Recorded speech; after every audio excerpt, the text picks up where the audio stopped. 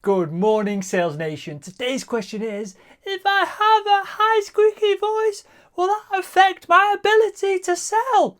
Over to you, Nick Morgan.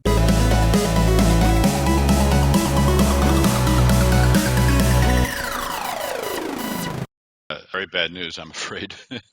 Yes, that does do you a disservice. And the reason I'm going to try to explain as simply as possible, but it's pretty complicated because there's some amazing research that's come out about the voice. And anybody who cares about their voice should really read up on this because it's phenomenal. It turns out, I guess the way to start is to think about voices in a very general sense. When I'm speaking at the lower end of my vocal range and I sound like I'm in control, I'm calm perhaps, maybe I sound authoritative. When my voice goes up to the high end of the range, then I start to sound panicked and nervous, right? And up at this end, I'm going to sound less authoritative. So that's my range. Now, if I have a high voice to begin with, then it's extremely important that I'm conscious about speaking at the low end of that range because it's not just the pitch itself, but it's the stress in the voice. So what happens when I raise my voice, as my voice gets into the high end of the range, to produce that sound, my throat has to constrict, my muscles around my face start to get tense. As I'm going up here,